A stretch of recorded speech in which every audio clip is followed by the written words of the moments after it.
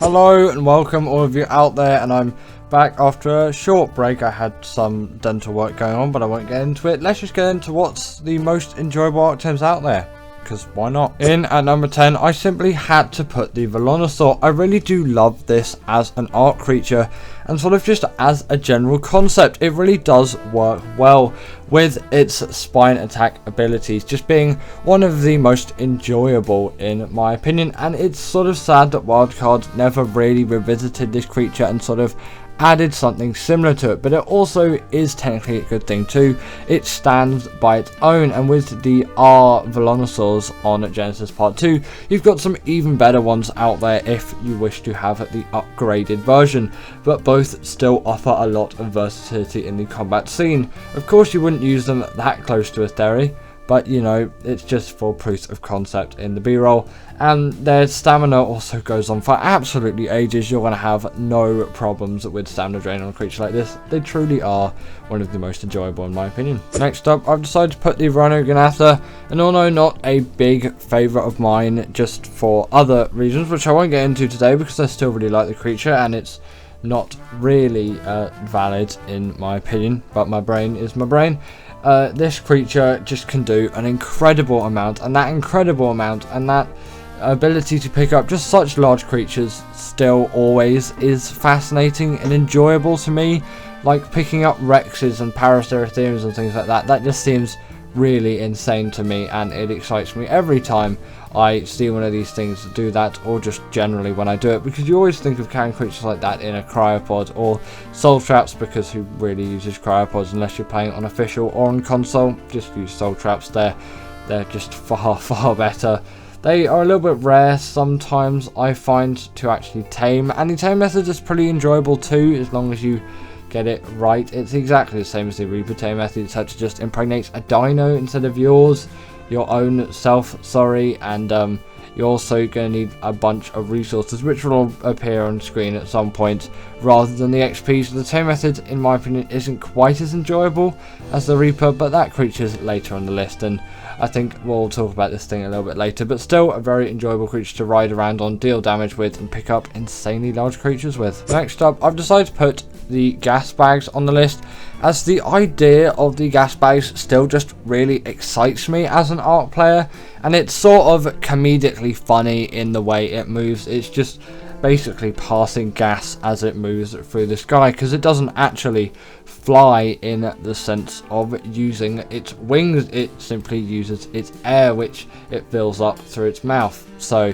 you know, it's a funny concept from Wildcard, and I really enjoy it, and once you get round controlling one, it can be a very fun experience to have around friends. And even if you're not great at flying one like I was in the B-roll, I should really update this at some point, you can still have a heck of a time as well, as long as you don't end up losing everything and getting things killed, because there obviously is a probability to some extent, which, you know, you always got to be careful out there. Ark is Ark at the end of the day, and it will throw you under the bus quite a lot.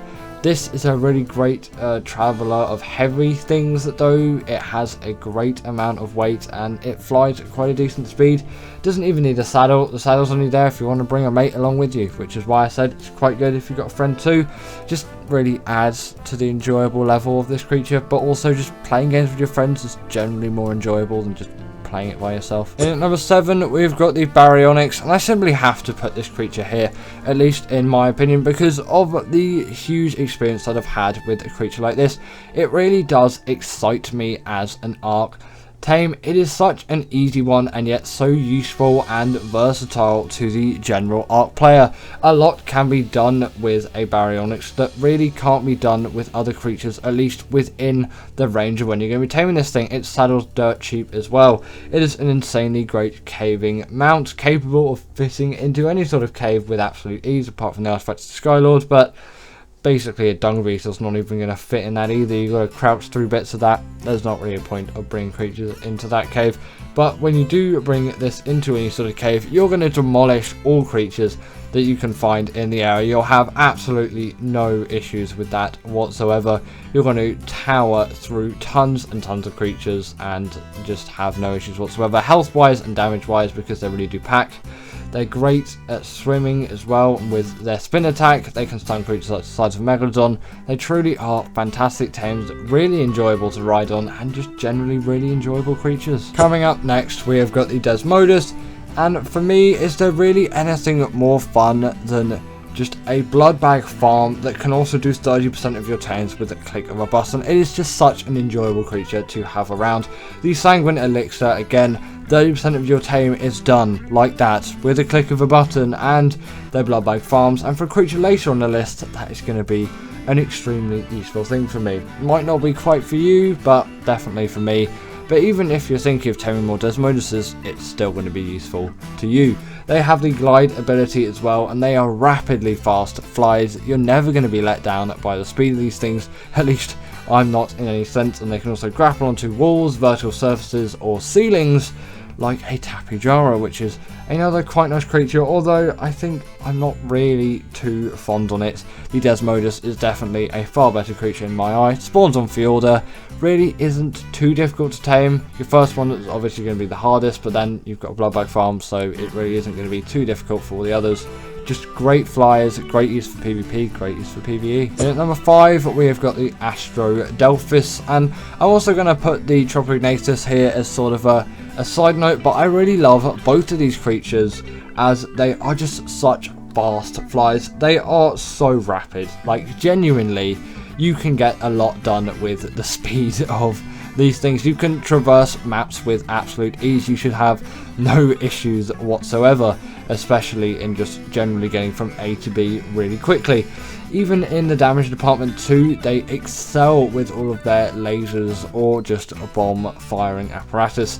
And although maybe there's a little bit more gauge on how fast you're going on the Tropignatus, in my opinion the Astrodelphis is just more of the smoother flyer, although its saddle is unlocked a little bit later on, and arguably its tame method's harder, although I've always found it a bit easier in my opinion, because Element is found everywhere on Gen 2, and if you just do it right and take precautions for void roams in the area, you really should have no issues, even getting one of these things quite early on.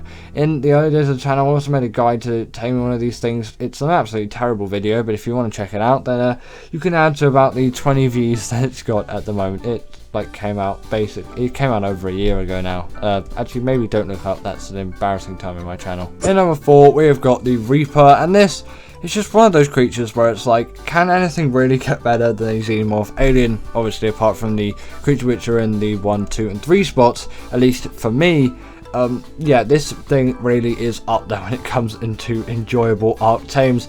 It is such a great marathon to tame one of these things with its, some may say, laboriously long method, and also quite difficult one too, but I find it really isn't too bad once you get into it. And if it all goes well for you, which if you prepare enough it should, unless Ark's just being Ark and it absolutely ruins everything for you, then it should be a reasonably enjoyable experience. Simply trap it and get its health below 1000, that being a Reaper Queen of course, and then you need to let it impregnate you, get loads of XP, and then once your Reaper baby is born, try and claim that thing. Some Reaper pheromones will help if that baby's still trying to kill you, because it probably will, to be honest. They're not strictly necessary, at least I'm pretty sure, so I don't think you have to feed them to it early on, but I would keep them there for safe measure. They're not quite the hardest things to get, but it will take a little bit of elbow grease. But then you got yourself a cool Reaper, and it's such a great arc of progression. I love taming these things every single time on AB. Yes, they can be easily obtained on Gen 2, but I don't really see the fun in that, because it's really just not difficult in my opinion, and I love the progression. In at number 3, we have got the Maywing, and this is so enjoyable to me as, come on, look at firstly just how good this thing's model is. I love the design of this creature. It's sort of like a flying sky platypus, and it's really captured the hearts of many Ark players ever since its release. But also why it's just so enjoyable is it's just so fast. It's like honestly insane.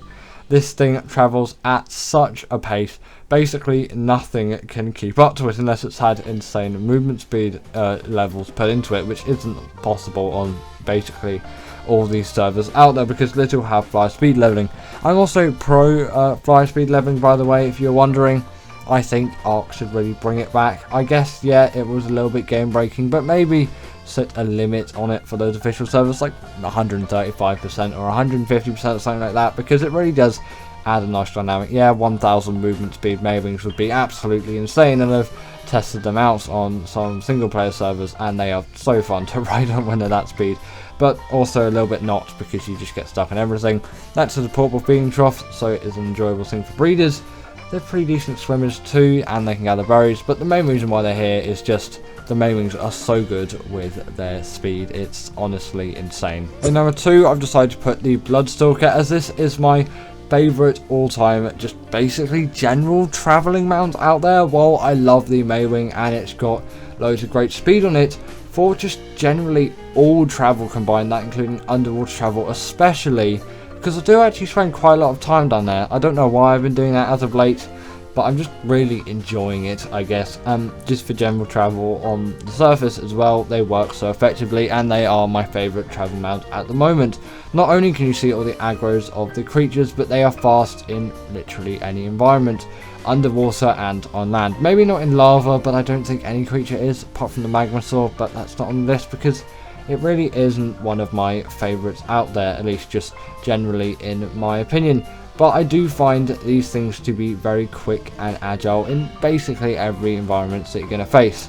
Again, the underwater environment travel of this creature is just insane, and that is one of the main reasons why I'm putting it here, as yes, a Basilo is immune to all the electric eels and jellyfish, but you can easily skip away from them with a creature like this, and you can see if that aggroed onto you well before they even reach you, which is why these things are just amazing. There's just so much peace of mind put into this creature, and they've really seemingly been so well designed for all of these environments, and I just love them dearly, especially with the Desmodus being bloodback farms.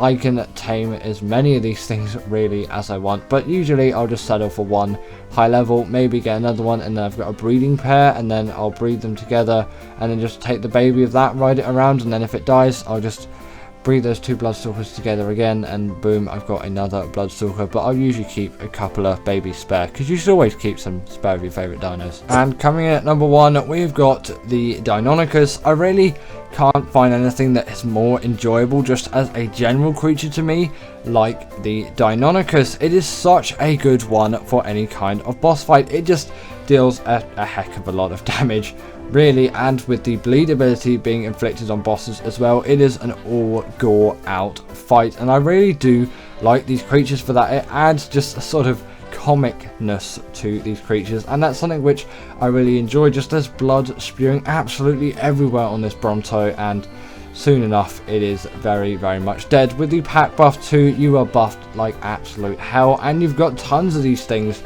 going after you as well, obviously along with you as sort of your pack mates, to help those boss fights go by as quickly as possible.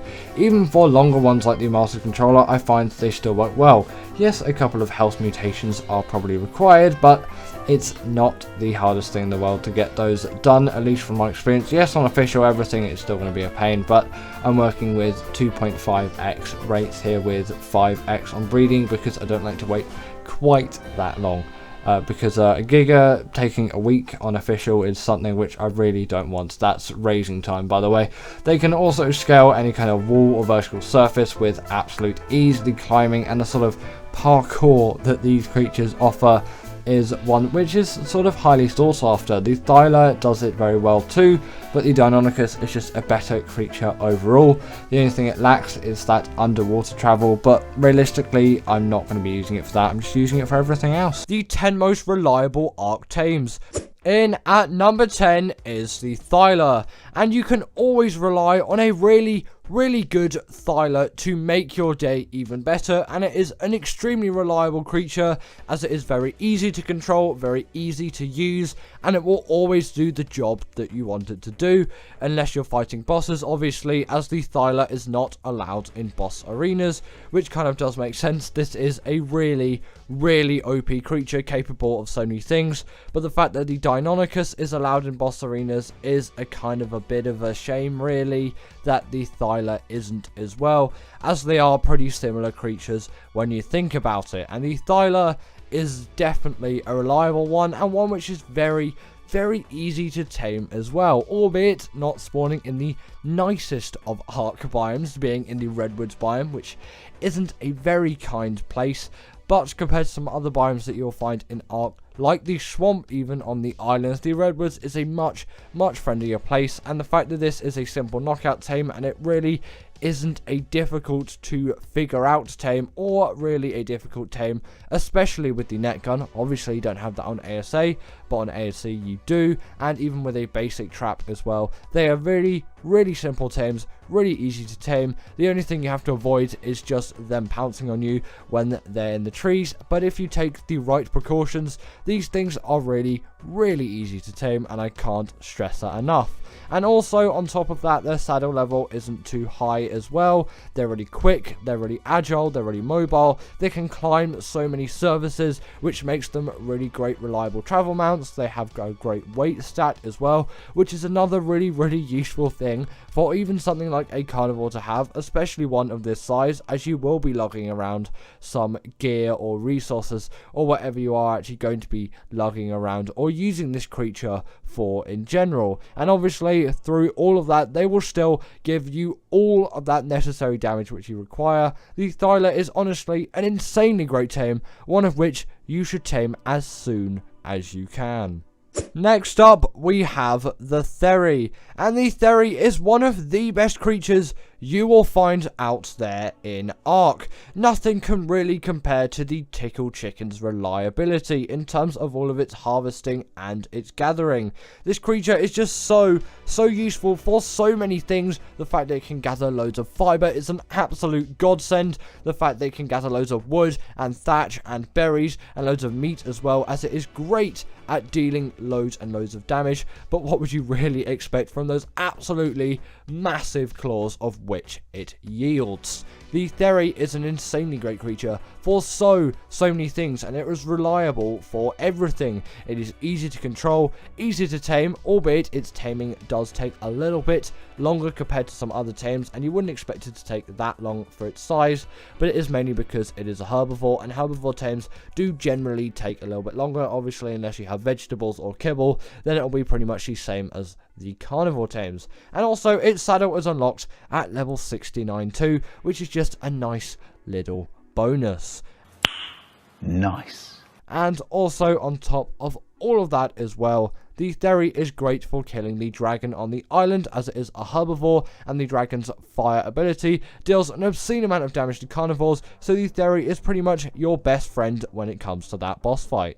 Right, next on the list we have the UT, and the UT is one of those creatures which I will always need for any boss fight that I may be doing, unless it's the Moda, as this thing really doesn't go underwater very well. But that is not what you're going to be using this thing for. You're going to be using this to be that creature that you ride on, especially on single player when you're doing the bosses. You send your fighting creatures in, you keep the Daedon by your side, and you just use those incredible rules that it has, and it will work every time, and it is so easy. No matter your Ark skill level, the UT will be a really reliable creature for you. There is no way which you can get the UT wrong. You simply just have to press a button and it does a thing, and then 30 seconds later you press that button again and it keeps doing that thing, and your creatures are going to be even stronger. And in some cases, if you use the Fear Roar as well, it will debuff the enemy creatures, even though that doesn't really apply for bosses, as they are creatures of great size and there is a size limit on what the Fear Roar applies to. But still a very useful thing in just general combat around the Ark map as well, especially for creatures which are smaller than the UT, which I think is around the size limit, and definitely for PvP raiders on Pteranodons. But just before we continue, make sure to hit that like button and the subscribe, as it really helps out the channel.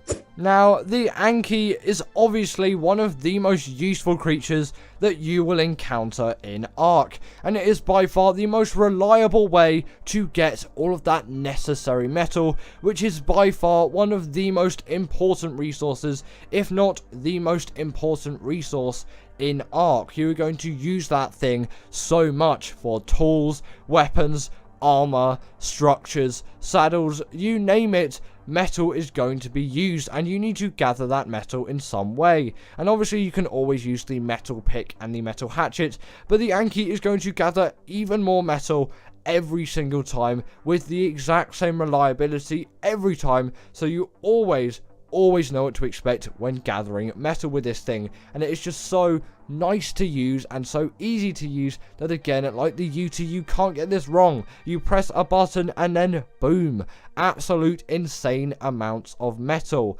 And you can definitely put the Dodic in this position as well, as both of those creatures are really reliable, easy ways to get resources quick, fast and easily, and definitely creatures which you will need to use at some point, especially if you're playing solo, to get all of that progress done quickly and efficiently. And these things are definitely going to help you out on that Ark grind.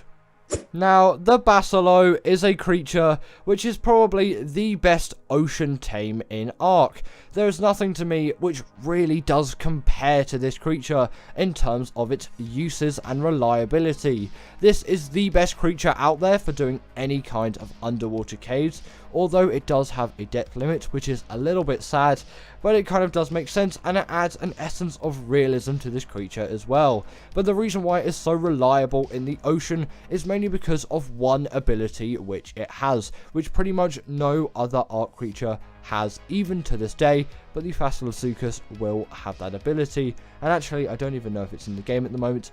I think it is. It might be on ASA the Island. I'm not really sure, and I haven't tamed one of those yet. And the Basilo is available to all Ark players, so that is why it is on this list. It is immune to eels and jellyfish and all of those kind of creatures, which is an absolute godsend when it comes to Ark, as they are the most pesky creatures in the ocean, and there's really no way to get around them, apart from when you have that legendary Basilo, as you can simply just swim past them and they can't do anything to you. So relaxing. In at number 5 is the Barry, and this is by far the best creature out there for doing any kind of cave runs, and especially on ASA at the moment, as the island is the only real available map to the general public at the moment. Obviously Svartalfheim is there as well, but that is a little bit of a janky thing to get through, and I'll not talk about it again in this video as it is not really relevant. In terms of the Barry's abilities, like I've said, this is the best caving creature out there because of its size. It is just so good at getting into caves, and it is so reliable, as every time it will get into that cave and it will do the job you need it to do, which is to get you to that cave artifact, and then that you can retrieve it safely and get out of the cave with no deaths. First try, no issues, no problems. And obviously some of the caves, like the insect cave, you may want to use something like a Megatherium, but you'll need to use a mana of cryos. And the fact that this thing is so convenient that you can simply just walk it into the cave and then walk it out, apart from obviously that one ice cave where literally no creature will fit. It is so convenient, and it has a wealth of abilities to help you along the way as well, like its spin ability, which you may have just seen there, which can stun creatures up to the size of a Megalodon. Definitely a cool ability to have, and definitely a really reliable, insanely great caving creature. Now, there is no doubt that the Giga is built for all of that power, and the fact that this is a really reliable creature on top of that, as you can get the same power every time when using it, is insane. And you may say, what about the Carcharodontosaurus? Isn't that a more reliable, better large carnivore? But the fact is, its taming method is so buggy, and sometimes with its bleed ability, its damage will vary, so you don't know what to expect out of it every single time, and sometimes it can be a really unreliable tame, which the Giga isn't. You know how to tame it, you know what to expect, you know how many resources it will take, and then every time you use the Giga, you know how much damage it will do, and you'll know instantly where its limits are and what it is best used for. And obviously when you use it, you will know exactly every single time how it will perform and all of that, and you'll have no stress about it. And obviously you can have more, and obviously you can always add more Gigas if you need more power. but I never really need more than one unless I am facing the Titans on extinction. Then I will definitely use more than one, as one simply isn't enough. And the only thing really to be careful for is their rage meter, as that is the only thing which is slightly unreliable about them, as if they take too much damage, they'll kick you off and simply kill you. So definitely be very, very careful when using the Giga, obviously. But apart from that, it is the most insane Carno you will see. In at number 3 is the Rex. And there is no doubt that the Rex is by far one of the most reliable carnivores out there. It is such a balanced tame that you always know what to expect out of a Rex, and they are so predictable when it comes to what they can do, what their health is, what their stamina is, what their weight is, and what the Rex's limits are, and that makes them an extremely useful tame. You may think all of that will make a boring tame, but actually it makes an even more useful one, as if you know everything about that creature and what it can do and what it can't do, you can utilize that creature to the fullest. Obviously, the Rex isn't going to do what the Giga or the Carcharodontosaurus can, but it can do a lot, and especially when it comes to bosses, where Gigas and Carcharodontosauruses are not allowed into the boss arenas. And especially on maps like Gen 1, the Giga is great for the Master Controller boss fight, especially with X-Rexes as well, as if you have Gen 1, you should definitely cash into those X-Rexes, as they are an even better version of the normal Rex, just with a little bit of a buffed ability, which is, I think, minus 25% in terms of damage that other creatures will deal, and plus 25% on damage reduction. So it is an extremely useful thing to have, and actually, on second thought, it may just be 125% extra in terms of damage reduction, which is good. Obviously, you get that extra 25%, and it just makes that creature a little bit stronger, and it gives it the extra special edge. But the Rex is definitely a reliable one of which is really easy to tame, and it is a very simple knockout tame. Very, very easy and simple, and you can't really go wrong with one. In at number 2 is the Desmodus, and you may think, well, why is this creature reliable? Its taming method is actually very, very buggy at times, but actually I haven't found it to be very buggy in comparison to things like the Carcharodontosaurus. And if you are taming a low level from the start, it is actually a pretty easy tame to get your head around, as it is pretty much a slightly shelled out passive tame. It is just a little bit of a more complex passive tame, you could say. There's better words than what I used previously, and it's actually very simple. When you kind of get down to it, you just feed it blood bags when it picks you up, and then you tame yourself a Desmodus. Pretty simple, and you can also feed it creatures, maybe, I think, to get 100% effectiveness, or that's how you do it on the Bloodstalker. Probably, don't quote me on that one. I've never tamed one of these with 100% effectiveness, as that's not the kind of Ark player I usually am. And once tamed, you got yourself a very, very reliable flyer, capable of so many things. They're so quick, they're easy to use, and they are an absolute blood bag farm, and they're really reliable for taming as well with that Sanguine Elixir. And in at number 1 is the RG. And what would you expect, really? The RG is just that tame which every single Ark player needs at some point in their journey. And I know pretty much no one, actually, literally no one that has played Ark for a decent amount of time, over 100 hours, that has not used the RG at some point. It is just one of those creatures which has to be used at some point.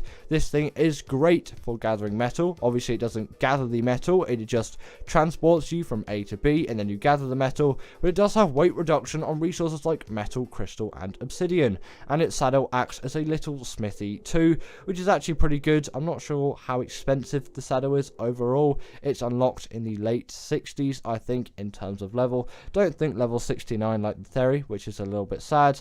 But obviously, getting that saddle as early as possible is really what you want to do with the RG, as once you have it, you can level up from your sad Pteranodon, which you may have. Not that the Pteranodon is a bad tame and all, but the RG is significantly better, as it actually has good stam, it actually has good weight, and no more frustrations when it comes to metal gathering with the Pteranodon will be needed from then on once you have the RG. And obviously, it can pick up a wealth of creatures as well, which is extremely useful. useful, and when paired with the Anki, you have an absolute metal farming machine of a creature. And if you're with friends as well, you can pick up some other players too. And don't forget, if you're low on health, just quickly eat a dead corpse and you will get an insane regen buff. Definitely a reliable tame. But anyway, that was the end of today's video, and I want to know from you down in the comments, what are your 10 most reliable Ark Tames to you? And I will see you all later.